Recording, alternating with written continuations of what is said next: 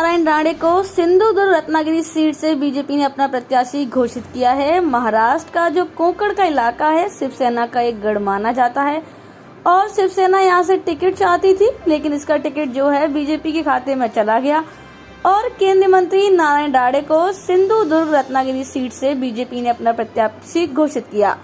तो इस बार मिलकर चुनाव लड़ रहे हैं। जिस तरह से यहाँ पर हम जानते हैं शिवसेना और अजित गुट जो है एनसीपी का दो पार्ट्स में बट गई है। शिवसेना एक तरफ का पार्ट है और वो इंडिया गठबंधन के साथ है, दूसरा जो है एनडीए गठबंधन के साथ है। और हमारे साथ हमारे सहयोगी रिंकी जुड़ गई हैं मुंबई से। रिंकी, यहाँ पर सिंधुदुर्ग रत्नागिरी सीट जो है बीजेपी के खाते में गई है गठबंधन में। हालांकि शिवसेना शिंदे गुट चाह रहा था। बताइए किससे पूरा अब इसको देखा जाए। कैंडिडेट उतार दिया गया है नारायण राणे को। निश्चित तौर पर एक शिंदे जो राज्य के मुख्यमंत्री, उनके लिए एक बड़ा झटका है। उनकी पार्टी के लिए भी एक बड़ा झटका बताया जा रहा है, क्योंकि अगर महाराष्ट्र के कोंकण इलाके की बात की जाए और खास तौर से रत्नागिरी सीट की बात की जाए तो ये शिवसेना का पहले से गढ़ रहा है। और अब जब शिवसेना दो फाड़ हो गई है और मुख्य तौर पर वहाँ के लोगों के लिए एक धनुष्वान चुनाव चिन्ह बहुत इम्पोर्टेंट चुनाव चिन्ह माना जाता रहा है, क्योंकि लोगों से वो जुड़ा हुआ है। लेकिन अब ईवीएम मशीन पर ये चुनाव चुनने और देखने को नहीं मिलेगा। बीजेपी और महायुति गठबंधन में बीजेपी के खाते में सीट गई है। नारायण राणे जो राज्य के पूर्व मुख्यमंत्री रहे, मोदी सरकार में केंद्रीय मंत्री हैं, उनके नाम का ऐलान बीजेपी ने कर दिया है। लेकिन एक नया शिंदे के लिए और उनकी पार्टी के लिए एक बड़ा झटका है, क्योंकि उदय सामंत और इतने नहीं तो जो उनके भाई हैं किरण सामंत को लगातार इस सीट के लिए लॉबिंग कर रहे हैं।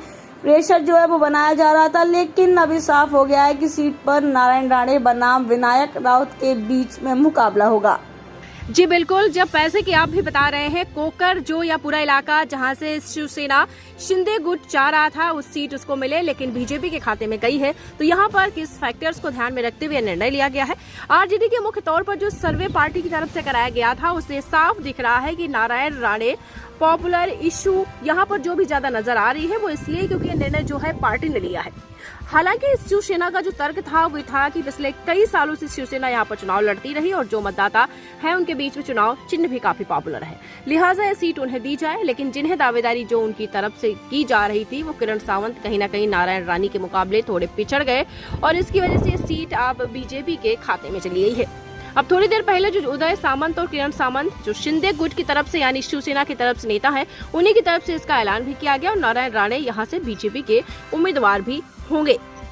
तो हमारे साथ देखते रहिए फाइट अगेंस्ट क्रिमिनल चैनल और पढ़ते रहिए fight against criminal daily newspaper. आज की खबर में बस इतना ही। वीडियो को लाइक करें और चैनल को सब्सक्राइब कर ले, जिससे आने वाली वीडियो की नोटिफिकेशन आपको मिलती रहे।